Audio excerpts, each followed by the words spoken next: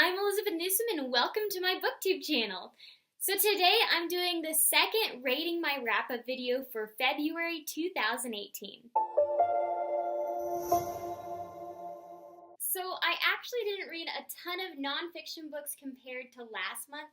This month I only read like 2, but as an overall ratio of nonfiction to fiction, it's about a 1-to-2 ratio, so that's not too terribly bad. So my second favorite nonfiction book that I read this month would be On Writing by Stephen King. As I mentioned in earlier videos, I've been intending to read this book for this year, and I finally got to it. The first part is kind of biographical, and the next part is more on writing advice and tips. And so, of course, it was really fascinating to learn more about Stephen King because he's like a mega best-selling author. With that said, though, I really enjoyed the material. A lot of it was really familiar and kind of rehashing things I already knew since I read Haunted Hearts earlier last year. And also the writing advice is super familiar and basic. Like, one of his tips is to cut down on as many adverbs as possible, and of course, if you've been writing for any length of time, that's one of the most common pieces of advice you'll hear. So I enjoy this, and I'd really recommend it to anyone who wants to develop their writing. But I have one nonfiction book this month that I enjoyed more, and that would be Mere Christianity by C.S. Lewis.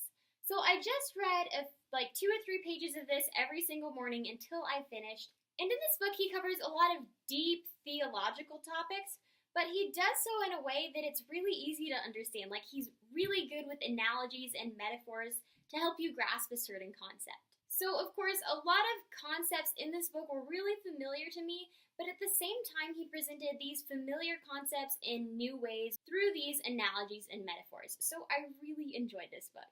Now, on to the fiction.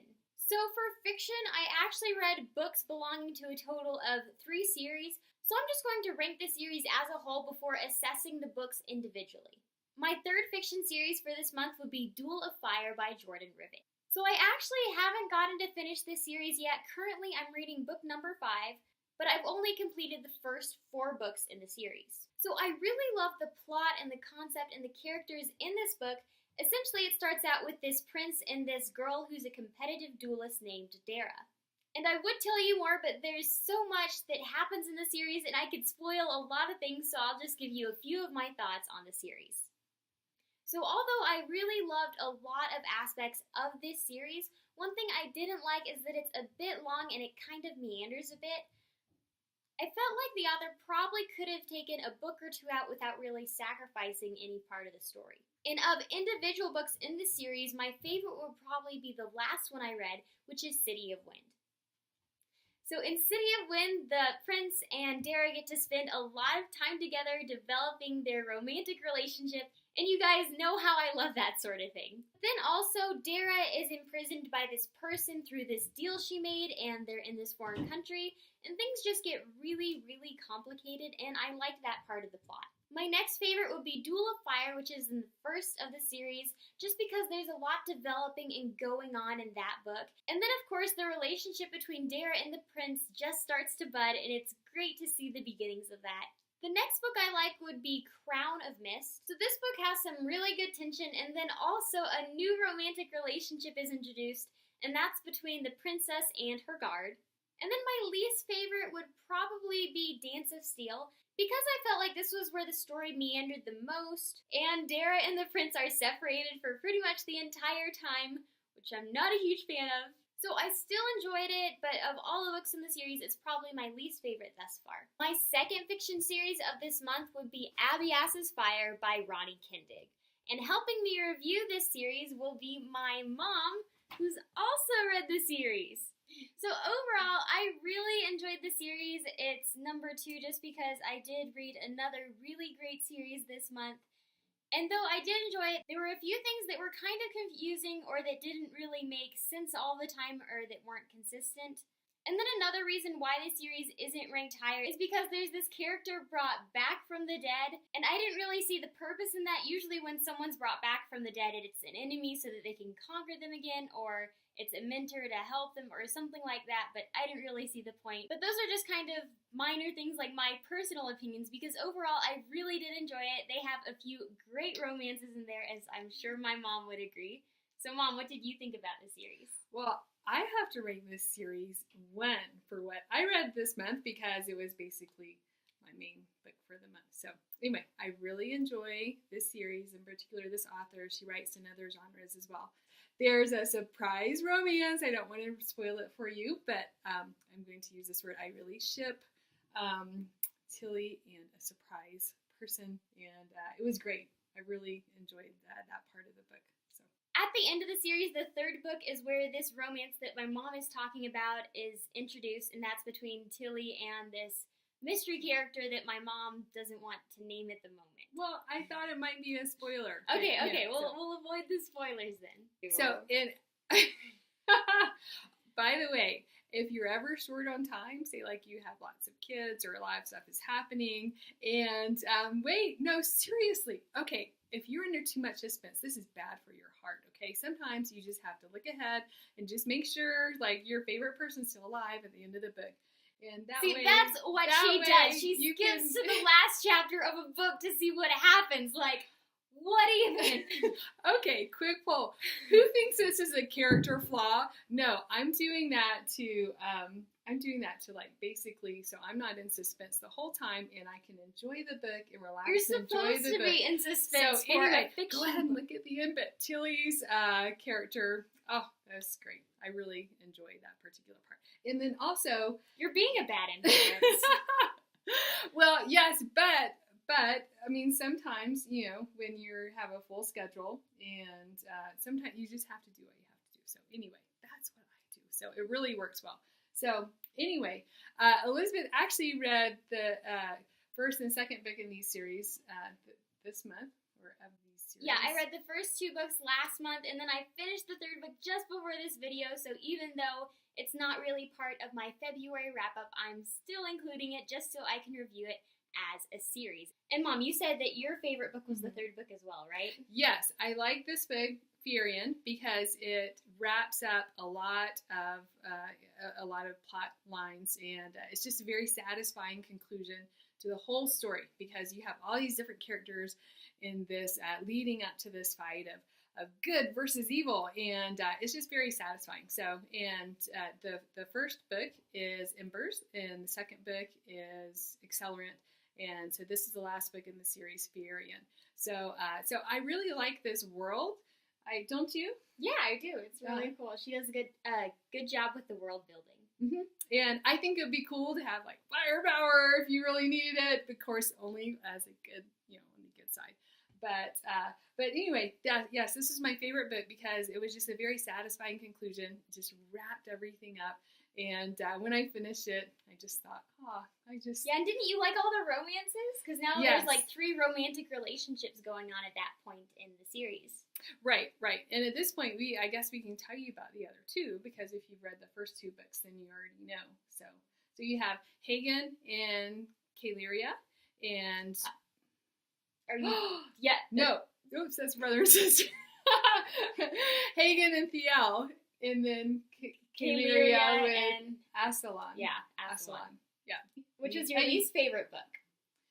Probably second, just because of the nature of trilogies. You have leading up to the climax. You have, what's the writing term for it? Act 2 or something. Yeah. Okay. So anyway, you are leading up to. Well, I guess the second book ends with conflict. So yeah, but that, to me, that's kind of the nature of the development of a large story is, just the 3 acts. Help me with the writing terms. All right? Yeah, you're doing great. Okay, so apparently second act is when, there's something bad that happens, some type of conflict. So anyway, that's the second book. So, but anyway, you have to read the second book before you read the third book because then you won't have this nice satisfying But they can't just skip to the end?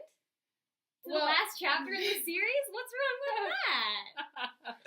Well, you still need the second book so you know what they're going through. But yes, if you need to buy the third book and look at the end and see who's still alive and who's not, then that's okay.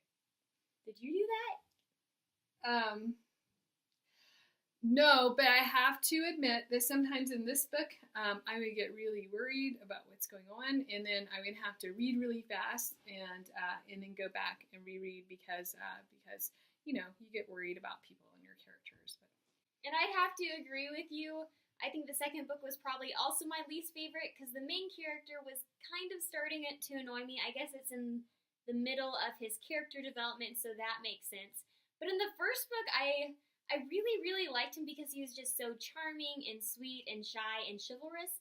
And then towards the end of the first book, he starts having these anger management issues. I don't know if that came with the development of his powers or what. So his character goes through a lot of development in the second book, and I didn't like him as much, but it does get a lot better in the third book, because by the third book, he's all like princely and ready to save the world.